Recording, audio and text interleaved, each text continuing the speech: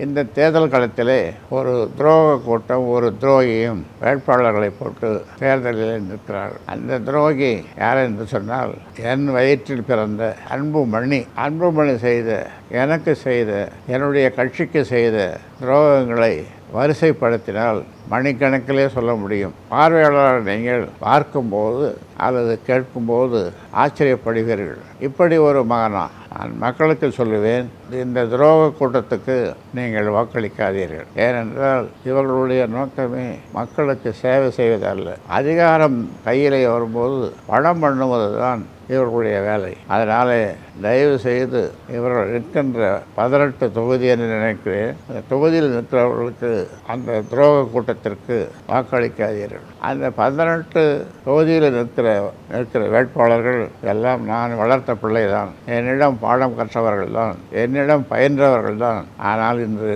பணத்திற்காக அணி மாறி அங்கே அன்புமணியிடம் போய் நிற்கிறார்கள். அவர்களுடைய நோக்கமெல்லாம், அவர்கள் சொல்வதெல்லாம் அதிகாரம் இருந்தால்தான் மக்களுக்கு சேவை செய்ய முடியும். ஆனால் உண்மையிலேயே அதிகாரம் இருந்தால்தான் மக்களுக்கு சேவை செய்ய முடியும் என்பது உண்மைதான். ஆனால் இவர்களுடைய நோக்கம் அதிகாரத்தை பெற்று மக்களுக்கு சேவை செய்வதல்ல, பணம் பண்ணுகிற வேலையைத்தான், அந்த கலையைத்தான் இவர்கள் கற்றிருக்கிறார்கள். இதிலிருந்து உங்களுக்கு தெரிவது, மக்களுக்கு தெரிவது, இவருடைய நோக்கம் மக்களுக்கு சேவை செய்வதல்ல. அதனாலே தான் இவர் வீட்டிலேயே படுத்துக்கொண்டு தன்னுடைய மனைவியை தேர்தலில், அது நாடாளுமன்ற தேர்தலாக இருந்தாலும் சட்டமன்ற தேர்தலாக இருந்தாலும் தன் மனைவியை நிற்க வைக்கிறார். இவர் நேராக களம் காண வேண்டியது தானே. பாராளுமன்றத்திலேயும் நாடாளுமன்றத்திலேயும் இவர் சில நாட்கள் தான் அங்கு சென்றார். ரொம்ப குறைவு, இந்தியாவிலேயே ரொம்ப குறைவாக இந்த இரு அவைகளுக்கும் சென்றது இவர் தான். இந்த மாதிரியான பயிற்சியை நான் கொடுக்கவில்லை. நான் கொடுத்த பயிற்சி மக்களுக்கான பிரச்சனைகள் ஏராளமாக இருக்கின்றன. அந்த பிரச்சனைகளை நாடாளுமன்றத்திலோ அல்லது சட்டமன்றத்திலோ பேச வேண்டும், வெளிக்கொண்டு வர வேண்டும் என்பதுதான். நேர்மாறாக டெல்லிக்கு போனால் தானே பேசுவதற்கு, போகாமல் இங்கே இருந்து கொண்டு இந்த ஆள் பிடிக்க வேலை, அப்பனுக்கு பங்கு வைத்த சொப்பன் என்று சொல்லுவார்கள், எனக்கு உழவு பார்த்த பிள்ளை என்று சொல்லுவதற்கு எனக்கு வெட்கமாக இருக்கிறது. அப்பனை போய் என்ன வேவு பார்க்குவது? அப்பனுக்கு ஒரு நோய் வந்தால், பிறந்த நாள், திருமண நாள், போன்ற நாட்கள் வரும்போது வாழ்த்து சொல்வது பிள்ளைகளுக்கு அழகு. நாம் பெற்ற பிள்ளை என்னுடைய பிறந்த நாள், திருமண நாள், முக்கியமான நாட்களிலே, பொங்கல், மற்ற நாட்களிலே முகத்தை காட்டுவதில்லை. அதே போல் இப்பொழுது சமீபத்திலே சேலத்திலே அவர்களை ஆதரித்து பேசிக் கொண்டிருக்கும் பொழுது அப்படி ஒரு தலை சுற்றியது. ஆம்புலன்ஸில் சென்னை அப்போலோ மருத்துவமனைக்கு கொண்டு சென்றார்கள். நிறைய பேர் கண் கலங்கினார்கள், நிறைய பேர் அழுதார்கள், நிறைய பேர் வந்து பார்த்தார்கள்.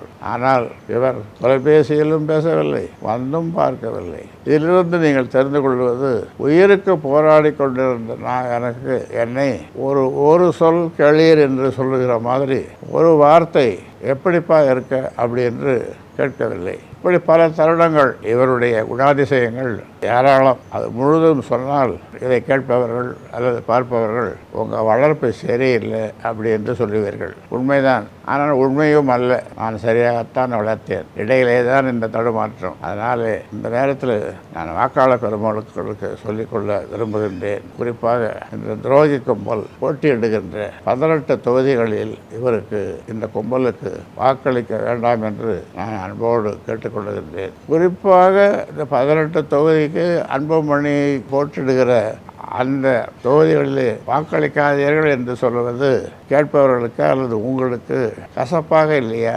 இந்த கும்பல், நான் ஏன் இதை சொல்கிறேன் என்று சொன்னால், வாக்களிக்கக்கூடாது என்று சொல்கிறேன் என்று சொன்னால், அதிலும் குறிப்பாக இந்த 18 தொகுதிகளிலே இந்த கும்பல் போட்டியிடுகிற தொகுதிகளிலே வாக்களிக்கக்கூடாது என்று சொல்கிறேன் என்று சொன்னால், இவர்கள் முதலிலே சட்டமன்றத்திற்கு செல்லும் போது சென்று அங்கே எதையும் இவர்கள் செய்ய போவதில்லை. பணம் பண்ணுகிற வித்தையை எங்கே கற்றுக் கொடுக்கிறார்கள், எங்கே சொல்லுகிறார்கள், எங்கே பாட சொல்லுகிறார்கள், அந்த வேலையைத்தான் அவர்கள் செய்வார்கள். மக்களை பற்றி கவலைப்பட மாட்டார்கள். ஏனென்றால் அவருடைய துரோகி கும்பலுடைய தலைவர் அந்த வித்தையை இவர்களுக்கு சொல்லிக் கொடுத்திருக்கிறார். வாக்காளர் பெருமக்களே, நல்லவர்களை தேர்ந்தெடுங்கள், உங்களுக்கு சேவை செய்கிறவர்களை தேர்ந்தெடுங்கள் என்று உங்களை அன்போடு விரும்பி வேண்டி கேட்டுக்கொள்கின்றேன்.